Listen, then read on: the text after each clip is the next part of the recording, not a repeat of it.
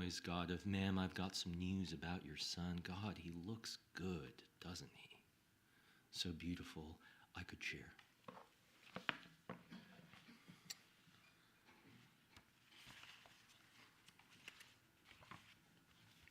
In the dormitories after dark. Understand, they carried the boy naked, hog-tied to a pole down the hallway, and I stood by. It was punishment. He'd been late too many times, and the older boys stripped him down for amusement. He smiled at first, too. I stood there beside or by, listening to them chant, shower, shower, their faces grabby at each humiliation, shining from inside with it and made brighter, and even then I knew it was holy, a ritual to bind us, a secret, the words that even years later, lying beside you, I'd refuse to say. Lying by. Even now, after your touch has faded, I still remember this. The great white mass of him hung from the pole and swinging. How, after a while, he stopped smiling. How heavy it was when it was my turn to carry it.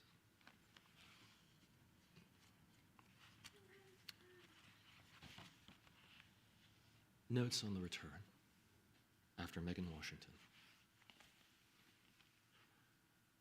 Back to go back, to go back to the place you have come from, to the place you have come from, return, to return. Return as a swallow might. A swallow might fly as young as 18 days. 18 days out from here, our journey here, you had a camera in my hand. I am recording.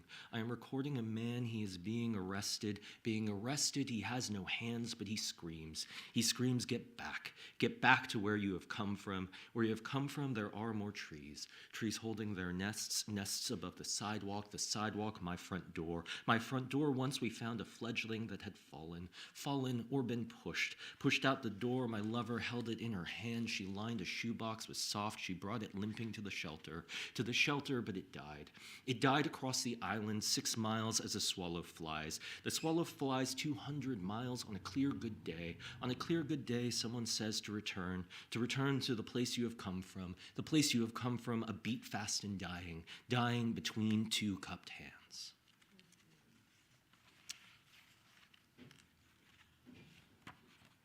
I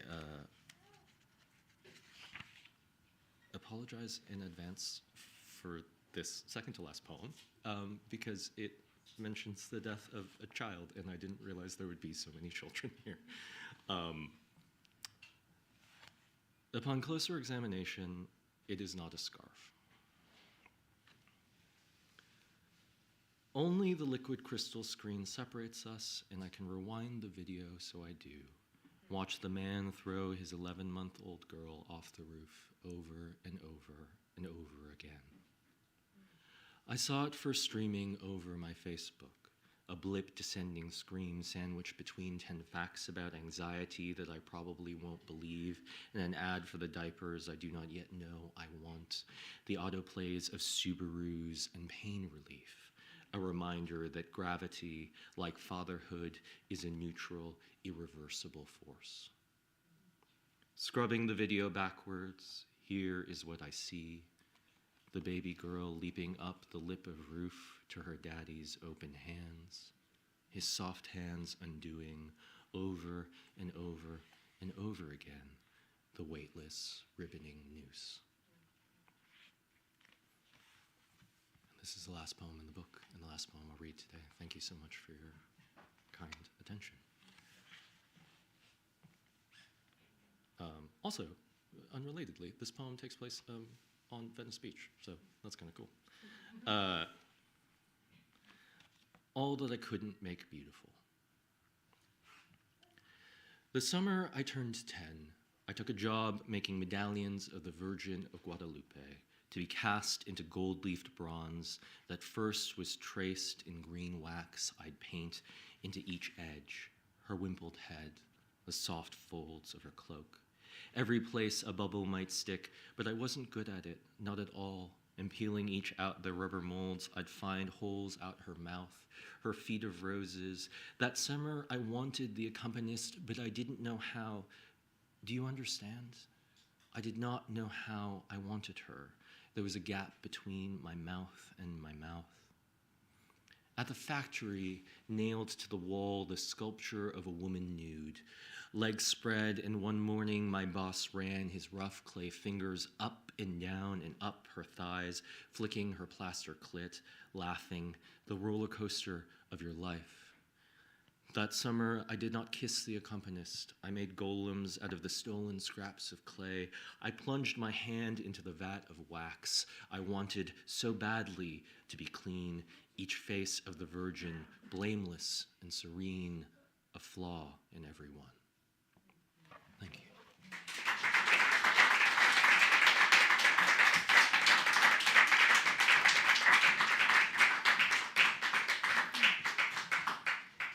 Thanks, James. That was great.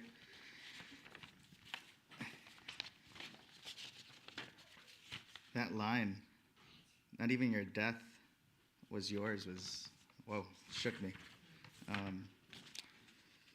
Elizabeth Metzger, second full-length collection, Lying In, will be published by Milkweed Editions in April 2023. We do have some copies here tonight, so we kind of, I was telling Elizabeth we have like first dibs, so please please pick up one of those copies tonight because they are available in the bookstore. She is the author of The Spirit Papers, winner of the Juniper Prize for Poetry, as well as the chapbooks The Nutshell Studios of Unexplained Death and Bed, winner of the Sunken Garden Chapbook Poetry Prize. Her poems have appeared in The New Yorker, The Paris Review, Poetry Magazine, The Nation, APR, and Poem a Day. She writes, teaches, and edits in Los Angeles, where she is a poetry editor at Los Angeles Review of Books. Please welcome Elizabeth Metzger.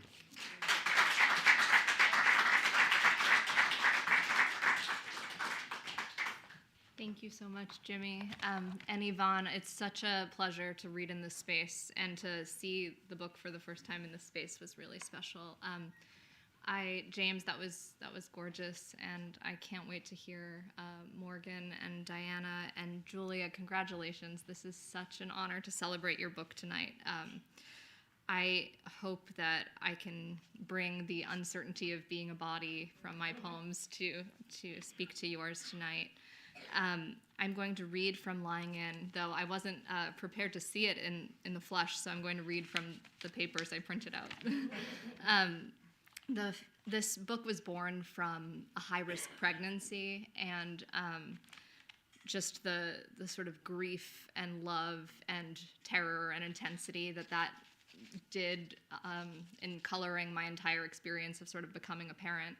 So the first poem I'm going to read is the first poem I wrote after giving birth.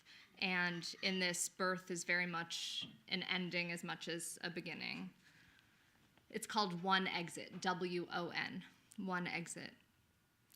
In one or two lives, I opened the door with the prize, only to find the prize was not worth the life. I wanted the door. Brave mahogany door, you be my fortune. Teach me to understand the cry in your grain, the suffering circles by which your tree wisdom is known. I was superior with handles, gentle with thresholds, then this. Choices at morning hours I usually skip, but there is a little cash flow of beauty where there is almost no more water, and there is not room and light enough to stand behind the second and listen anymore. I am going through the language of me now. I am flipping open the dictionary of myself with my tongue to find your first word. In the torture of a foyer, doorless for entering, I am entering none. This next poem sort of was an opportunity to revisit my own childhood in this weird process of becoming or having a child, or wondering if I was going to have a child. And I think the way in which I revisited it in this poem is trying to figure out how I came to want to experience every experience with intensity, which I think maybe unites some of us today who identify as poets or even just are drawn to poetry for that intensity. So this was sort of going back to the source of that. It's called Exaggerated Honey. Once there was nobody left to love, a family had me. My mother made a steeple with her hands that folded open to reveal no people. Show me again, I said. Tell me again not to talk to strangers. Hospital lights across the street taught me to stay awake in my own company. Later, I asked strangers to take my hand across. I used to think I hated where I came from and would leave, that children elsewhere found safety in freedom. But there is no fire anywhere I am capable of rubbing. I am not mother enough to bear creating my own heat, not human enough to come close to what's untouchable. Call me complaint. Call me honey. You exaggerate.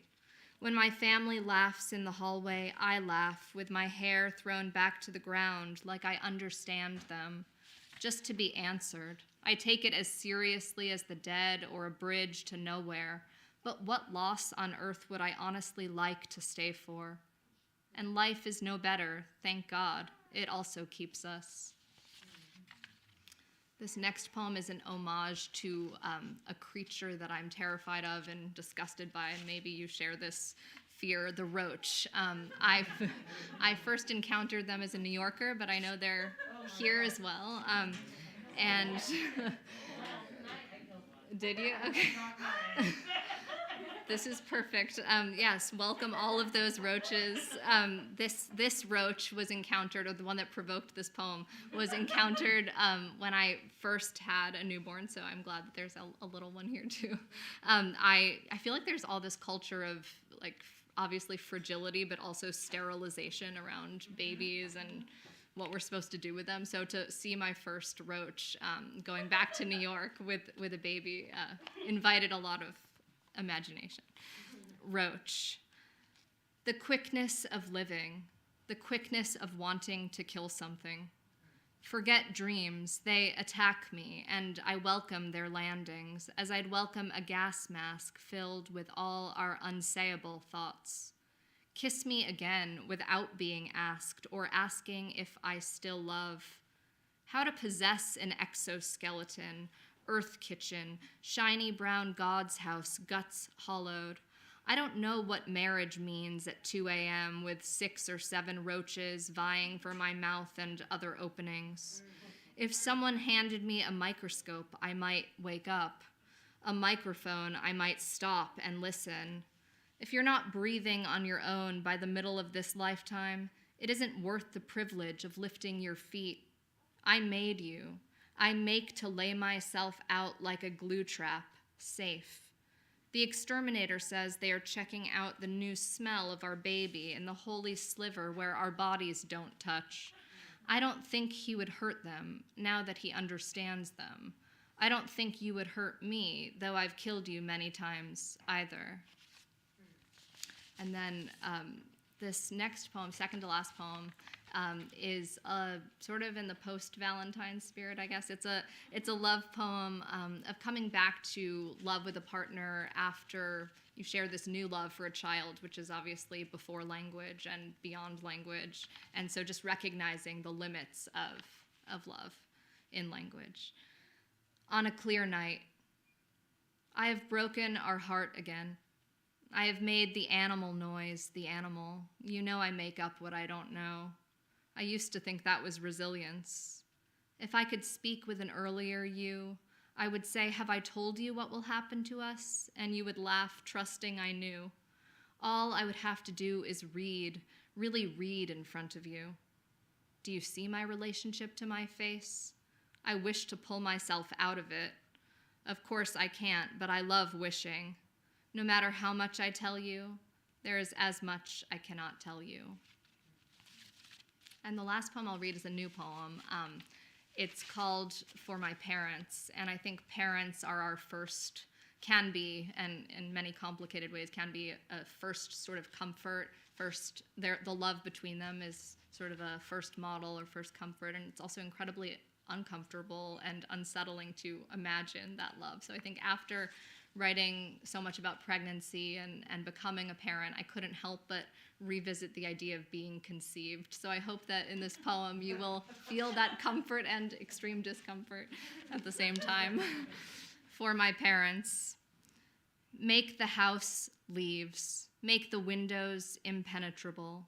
I will climb from underground with my dry bark heart still pulsing for you, the old rhythm of dead humans once painted, just as freshly not breathing as my first day outside paradise. If I could thank you still, it would be for your obliviousness. I got to keep the child you wanted. What are needs when there are orange leaves exploding from the roof? Here, from the top of the earth, no fire would be built to make me forgiving. We would never have to stand upright again.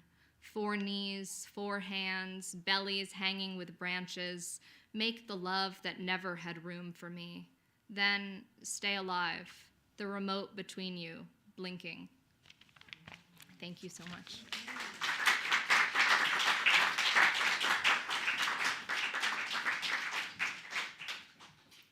Thank you, Elizabeth, and congratulations for lying in. Again, we have some copies. Pick them up. Up next, we are extremely lucky to welcome back to Los Angeles a poet and multimedia artist, Diana Khoi Nguyen, the author of Ghost of, published by Omnidon, which was a finalist for the National Book Award and forthcoming collection, Root Fractures, published by Scribner. Nguyen is a Kundiman Fellow, a recipient of a fellowship from the National Endowment of the Arts, and winner of the 92Y Discovery Poetry Contest and 2019 Kate Tufts Discovery Award. Currently, she is a core faculty in the Randolph College Low Residency MFA and an assistant professor at the University of Pittsburgh. Please welcome Diana Khoi Nguyen.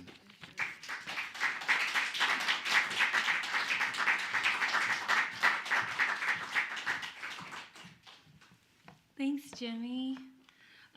So many connections. I think us readers all have New York in common. I just kind of realized I had met James years ago.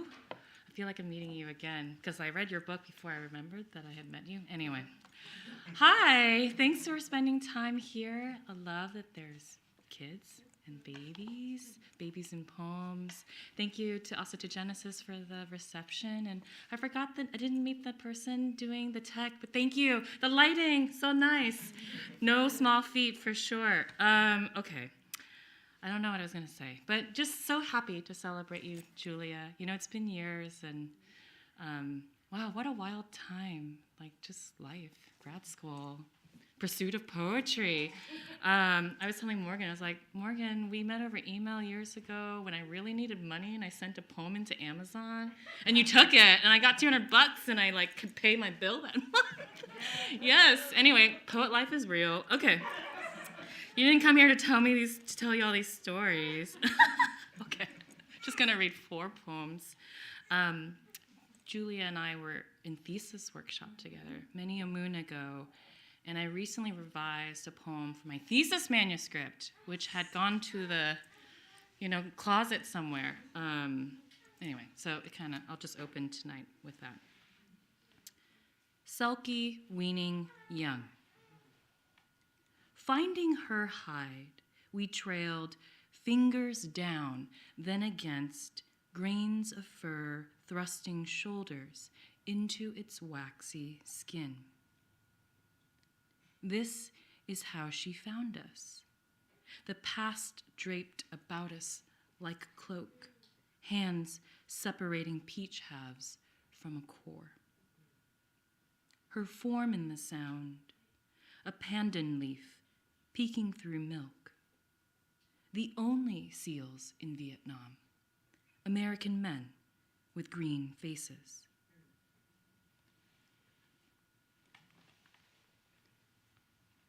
I had been for a while, working on this long sequence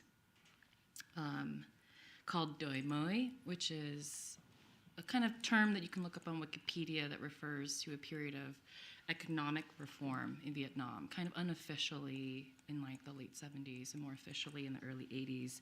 And I have this weird relationship with Vietnamese where I think a year ago I was that old lady in an undergrad class taking Vietnamese with like undergrads who are pre-pharmacy, you know? And I was like, oh, your parents must be so proud. And they were just like sneering at me. And, yeah, but the parents must be so proud. Anyway, so like, which is to say, like, it was my first tongue, like my first language. Parents forbade it before kindergarten. And here I find myself, right, like approaching 40, trying to like reacquire this language, which is to say, in those years in between, you have this like brackish water relationship to that language, wherein your definition of words are different from a dictionary or Wikipedia. And so I've been thinking a lot about how history and memory is similar to that kind of brackish water too. I don't know what I'm saying, but that made sense to me. Okay, so these are kind of prose poems, just gonna read a few bricks as I call them, and then excited to listen to Morgan and then Julia, and then just to celebrate. So thank you for being here tonight. At first, no one in the family notices anything because time in a house acts very much like a frozen stream in spring. Everything melts, albeit not uniformly, and so there are bits cut off from the body that once was whole, and trapped in the rocks and root work, some ice melts later than others. It is only a matter of time before re-entry. But when I left home, I did not think I would come back. In departure and return, we recognize the difference in each other, detect what absence has now made foreign. 37 years after fleeing Vietnam, my mother shields her body with my father's as I trail behind them on a street in Ho Chi Minh City. Here, Ji said ap, she whispers, where now motorbikes move as if in murmuration, spilling around us as we cross. In the wounded daughter, a recognition of the wounded mother, a way of understanding where we are, even if divided. A storm can disperse seeds due to high altitudes, as war displaces parts to a whole. Between parent and child, coiled strands that sequence and distinguish their beings. I think of my mother's hair, braided or unraveled, how it grows even as she cuts it.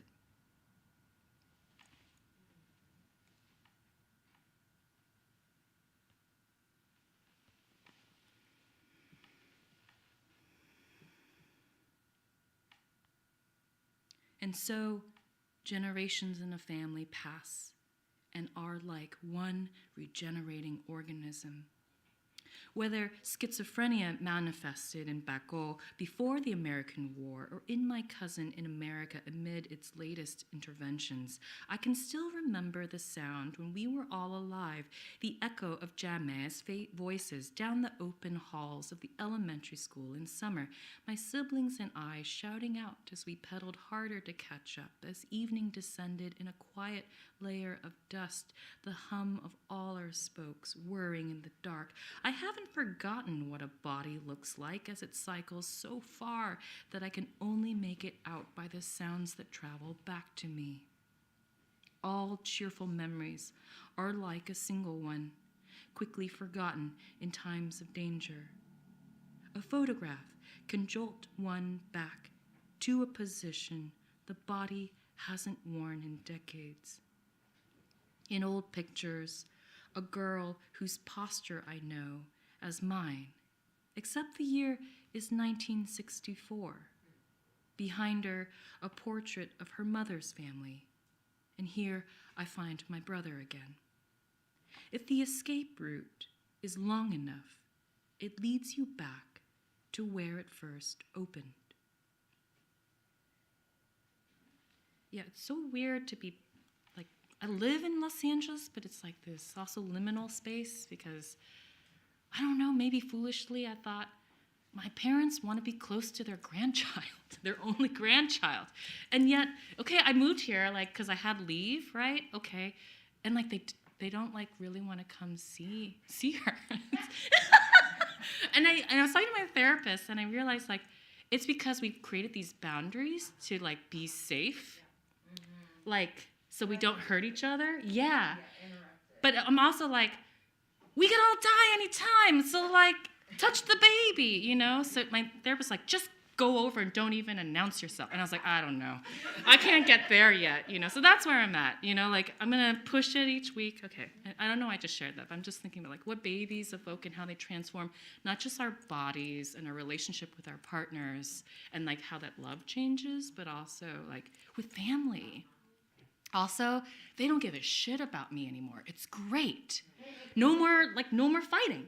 Because they're just like the baby. Okay, anyway, for those of you who don't have kids, I know you don't care, but like, it's kind of amazing. Like, I also have dogs. They're amazing too. Okay. Wow, where am I going? Okay.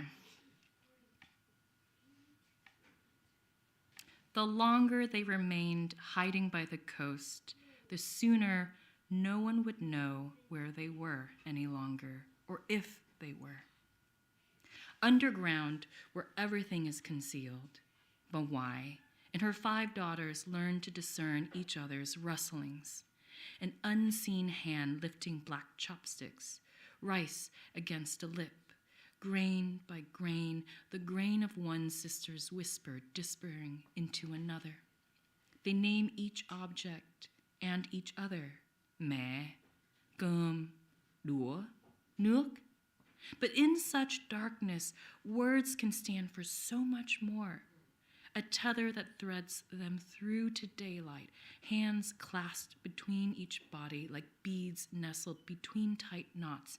Isn't this how storytelling works, where one dream stops before another starts? Each day takes us further away from who we once were to who we soon will be. Into my dry eye, I drop an artificial tear as across a global crisis, Bonwai does the same, though her eyes have now clouded like a foggy mirror. She looks away from me as she speaks, and I watch her reflection on the sliding door. Does not our memory furnish the journey of our unfinished existence? Thank you.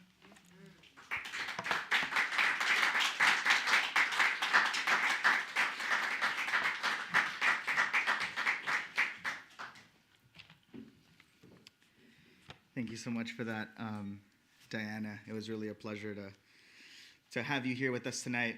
As I mentioned earlier, I was a big fan when Ghost of came out, so it's an honor to have you in the space. And I'll be thinking about prose poems as bricks now. I think that's an interesting way to kind of look at that container.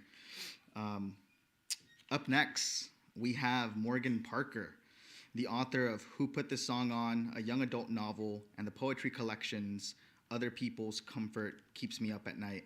There Are More Beautiful Things Than Beyonce and Magical Negro, which won the 2019 National Book Critics Circle Award. Please give it up for Morgan Parker.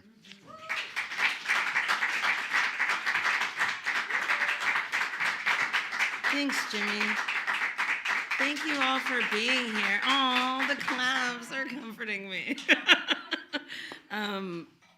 Thank you. It's so great to be back at Beyond Baroque. It's been a really long time, and it's just always so homey. So I really appreciate that. Thanks to you. Thanks to Quentin.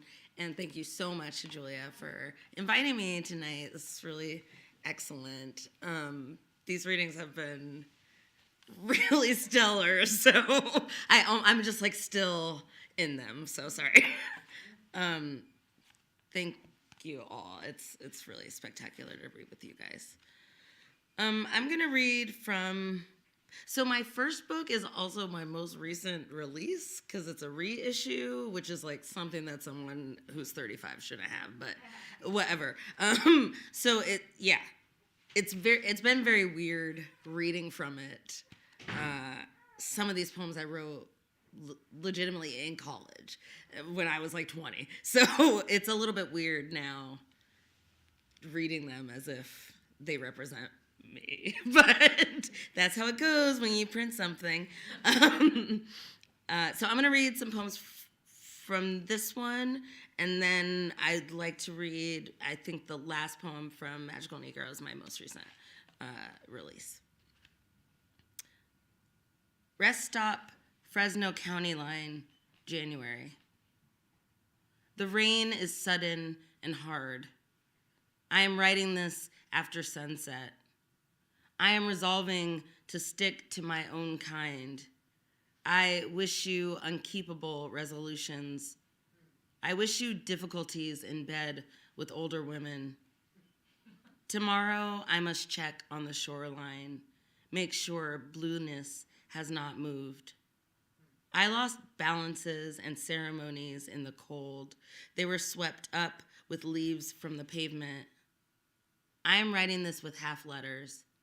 You are the letters of my name inversed. I ask the long French braid of stability to lead me to lemonade stands in winter. You are in my way.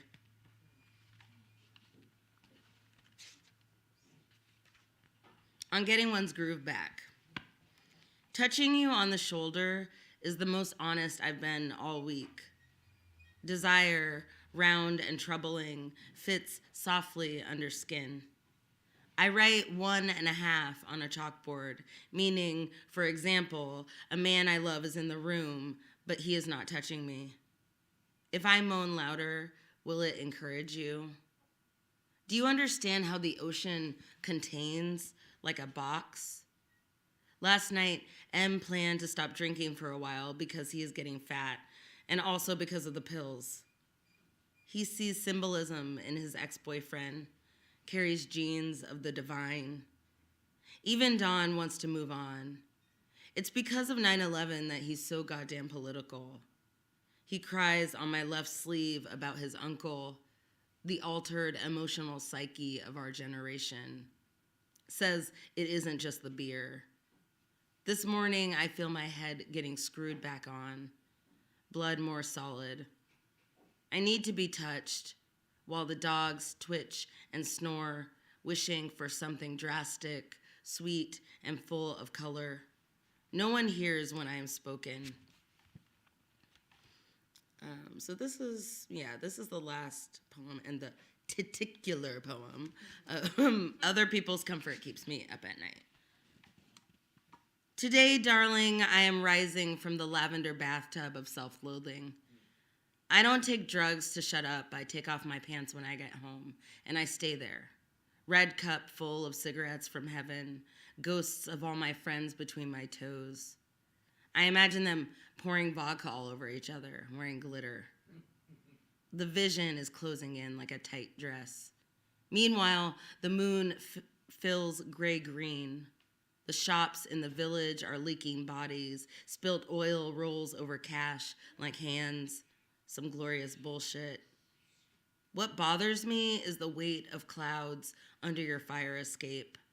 Your hand, strange lines I feel and can't.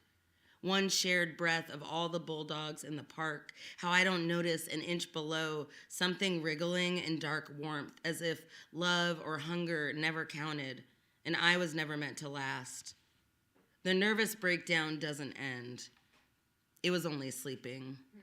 And comes back good and rested, smearing its eye boogers all over. Says, you're an arrogant prick. I say, sorry for my language, children. But also not really. Julia, you invited me here, so I'm just like, I say, fuck you, nervous breakdown. It says, open the curtains and look down at all the people. Or, you may share your bed only with me. I accidentally say, okay. When I can't sleep, I smoke a dark cigarette and keep the curtains closed so I can lose track of where I am and who is here with me. I cut the faces out of magazines and pile them in the middle of my hardwood floor. In the distance, that good old rock and roll. This isn't simple if you want it to be. What my country does for me is enter me like a room. Becomes the furniture, the wall, the painting on the wall, the white spot where painting used to sing. Singing enters me, becomes the window. Baby, think of my skin as the best part of the song. Take me by the ribs and lay me at the bottom of a dirty creek where I can get a good view. So I'll just do, I really liked James when you did the first and last poem situation. So I'm gonna do the first and last poem of Magical Negro. Yeah. getting the whole journey. I feel most colored when I'm thrown against a sharp white background. So this poem takes its title from a quote by Zora Neale Hurston, which was then repurposed in a visual painting that is like a text painting by the artist Glenn Ligon, and then repurposed by Morgan Parker. Me. I feel most colored when I am thrown against a sharp white background. Or I feel sharp white. Or colored against. Or I am thrown. I am against. Or when white. I sharp. I color. Quiet. Forget. My country is a boat. I feel most colored when I swear to God. I feel most colored when it is too late, when I am captive. The last thing on my mind is death. I tongue elegy. I color green because green is the color of power. I am growing two fruits. I feel most colored when I am thrown against the sidewalk. It is the last time I feel colored. Stone is the name of the fruit. I am a man, I am a man, I am a woman, I am a man, I am a woman, I am protected and served. I background my country sharp in my throat. I pay taxes sometimes, and I am a child, and I grow into a bright, fleshy fruit. White bites, I stain the uniform. I am thrown black typeface in a headline with no name, or no one hears me. I am thrown bone, unarmed. I feel most colored when my weapon is I, when I get what I deserve, when I can't breathe, when on television I shuffle and widen my eyes. I feel most colored when I am thrown against a mattress, my tits, my waist, my ankles buried in. White ash, everyone claps. I feel most colored when I am the punchline, when I am the trigger. In the dawn, putrid yellow, I know what I am being told. My country pisses on my grave. My country bigger than God. Elegy my country. I feel most colored when I am collecting dust, when I am impatient and sick. They use us to distract us. My ears leak violet petals. I sharpen them. I sharpen them again. Everyone claps. This last one takes its title from Gertrude Stein, of all people. It's a quote from 3 Lives. It was summer now, and the colored people came out into the sunshine. They descend from the boat. Sorry, also, thank you guys so much. Thank you, Julia. You're the best. I can't wait to hear you read, so I'm just zoom through this one. And thanks to all the other readers. It was honestly really an honor and a treat to hear you. It was summer now, and the colored people came out into the sunshine. They descend from the boat 2 by 2. The gap in Angela Davis's teeth speaks to the gap in James Baldwin's teeth. The gap in James Baldwin's teeth speaks to the gap in Malcolm X's teeth. The gap in Malcolm X's teeth speaks to the gap in Malcolm X's teeth. The gap in Condoleezza Rice's teeth doesn't speak. Martin Luther King Jr. Boulevard kisses the Band-Aid on Nellie's cheek. Frederick Douglass's side part kisses Nikki Giovanni's Thug Life tattoo. The choir is led by Whoopi Goldberg's eyebrows. The choir is led by Will Smith's flat top. The choir loses its way. The choir never returns home. The choir sings funeral instead of wedding, sings funeral instead of allegedly, sings funeral instead of help, sings black instead of grace, sings black as knucklebone, mercy, Junebug, sea air. It is time for war. Thanks, y'all. Yay, Julia.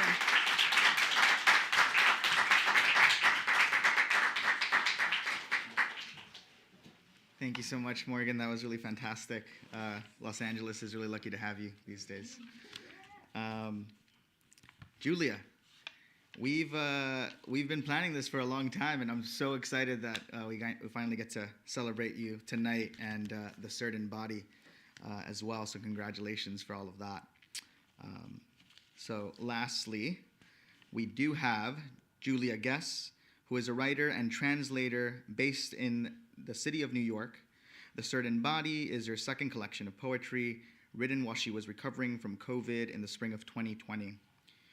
For her poetry, fiction, and translations, Guez has been awarded the Discovery Boston Review Prize, a Fulbright Fellowship, and the John Frederick Nims Memorial Prize in Translation, as well as a Translation Fellowship from the National Endowment of the Arts.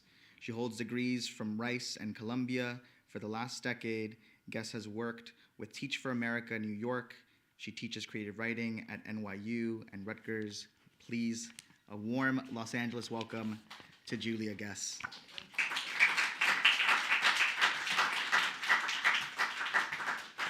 Thank you so much, Jimmy.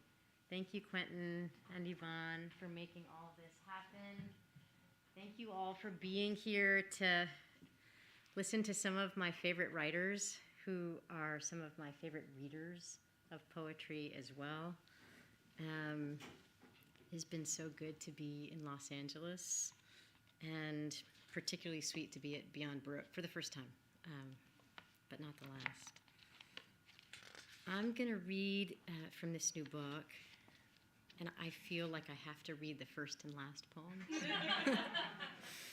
I'll begin at the beginning, which is with Meditation at Calicoon. Everybody hear me, feel me okay in the back? Yeah, doing good? My children have my iPhone so that they can be playing Subway Surfer. So I hope somebody is getting pictures of all of this gorgeousness as it happens. I can't be the one. I started reaching around, when James came up, and I thought, oh my God, somebody else better have gotten those shoes. If not, I'm coming for them when I get my phone back. Meditation at Calicoon. More and more night pretends it isn't spring. What to make of the daffodils, then hyacinth here and there, wind and rain, so many birds. Of course, they won't stay long. None of this will. Not the night, the cold, the city full of swallows, not the rivers and bridges, not the sea. No God born of the sea foam. Not even mothers and sons. This would be unbearable without.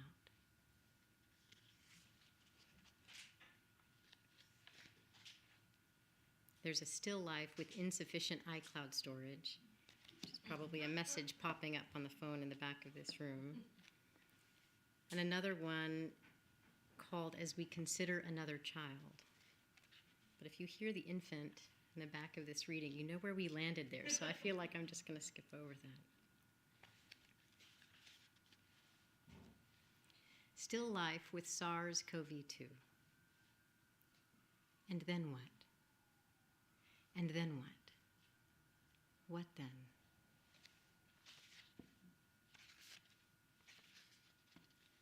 There's a long poem in the middle of this book whose title I filched from Susan Sontag.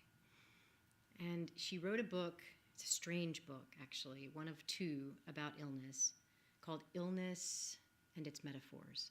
She wrote another one called AIDS and Its Metaphors.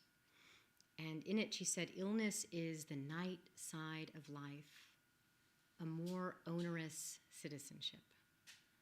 When I thought about just what the pandemic was, like on the face of it, and also the complications we added to it, in my own sort of empire of plague in the city, I thought that is the perfect title for this poem I'm going to take. And it's loosely structured around Ash Wednesday, Maundy Thursday, Good Friday, Saturday Vigil, and Easter Sunday services. And I'm not going to read the whole thing because I really want you to buy the book. But I'm going to read a few parts. And if at any point this is a little bit much, given where you are in your processing of the last few years, just like signal that and we'll move quickly through it, or we'll just stop right there. First part, Wednesday. So many Cassandras sing each to each. What we gathering cannot yet sense may as well be Greek. For the record, I do not know Greek. Let there be a record. Let the record show my Greeklessness would matter greatly at several points, one or two in particular. May have been windwarding. The song, I mean, all those xylophones.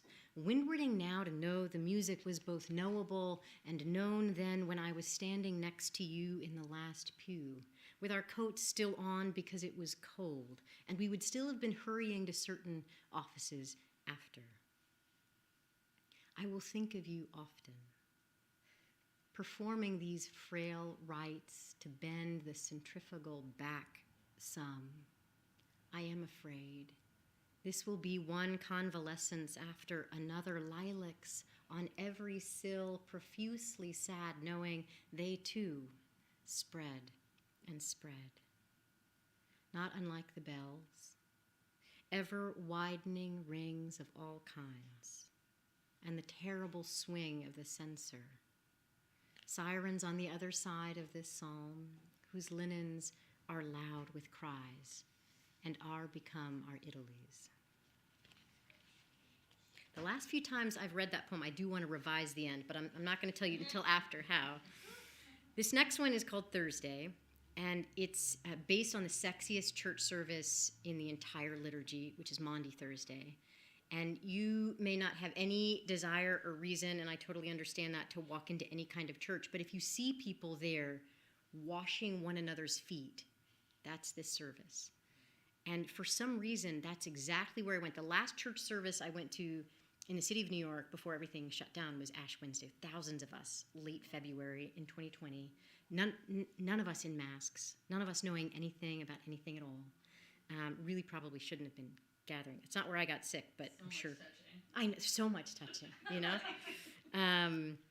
But in my fever dream, where I went was Maundy Thursday, which is encouraging because there is a shower scene in this dream. The only children present tonight are mine, and I think they can handle this. Thursday. I was made American. You must consider this wanting badly to be washed clean in that light. Consider also the fever dream. In my case, fractals, which may or may not belong to otters who appear to be holding hands. I see the pair. So much dun colored fur folding in on itself, I see the dark river. Fortunately, there is also a shower scene. I thank God for this part of the dream. The smell of that soap and all the seminarians there with me and my wife. In the dim light of this painterly onsen, glistening bodies, one is pale but not at all sickly. Pearlescent then, yes, and lissome, lithe. Breasts not unlike a murmuration of birds. What they fever after, we fever after, in tight swaths circling the warmest water, laving feet, fascia, calves, the small of so many backs, homily of so many hands, lathering once bleeding eidolons, every single scar, a story whose ending is clearly not one, for here we are, gently washing, washed. I'll read this third part, and that'll be the last of this long poem, from the Good Friday service, or sort of spinning around that. There's Claudia Rankine in this one, and Dylan Thomas, and a handful of other poets whose work I was reading when I was recovering, and whose work I would note. And every time I steal something from them, I note it in the back, so you can find it there. But if you hear that, you're not wrong. Your intuition is exactly right. Friday. How to mourn, how many the stations of the breath have taken. After the first death, there is no other, but the requiem is endless. Endless the sequelae whose ever-widening rings widen around the names of the dead, swallowing those who survive them. Exactly why we survive and can look back with furrowed brow is beyond me. It is not something to know. On this day, ministers enter in silence, no one there. The force of that, and also the very fact that they go on with this ritual calling for some relief from beyond the desolating sound of songbirds, going on and on in the cemetery, the same way they do here.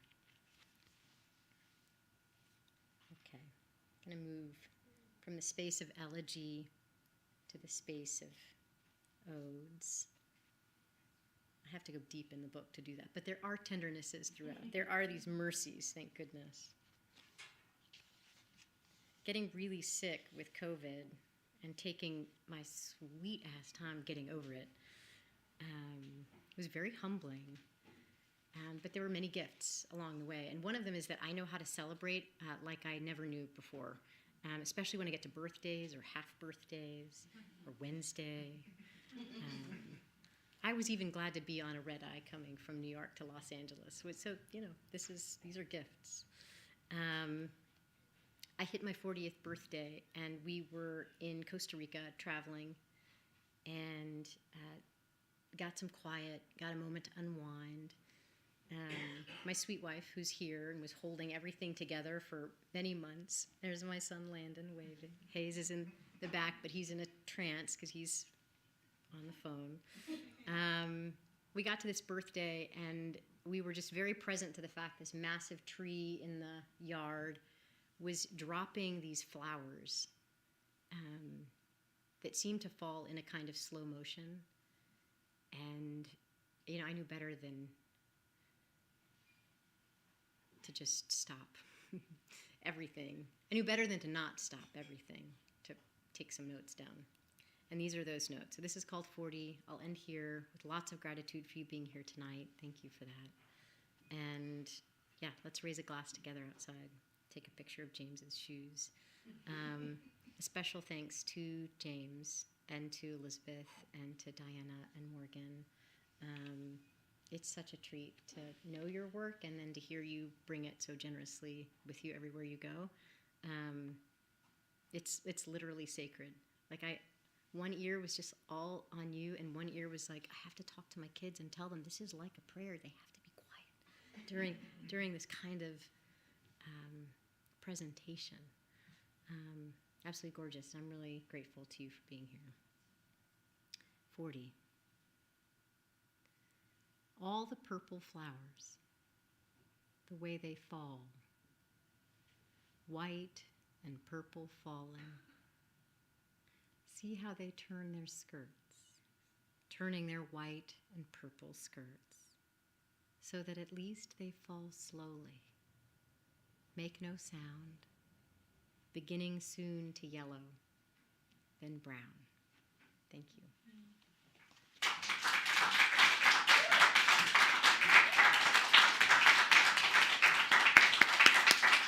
Give it up, folks, for Julia Guez. Thank you so much, James, Elizabeth, Morgan, Diana.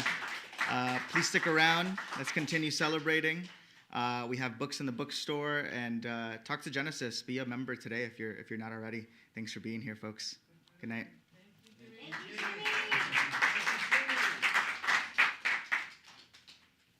We should get a photo. Yes. If everyone's cool with it. Yeah. Just not with my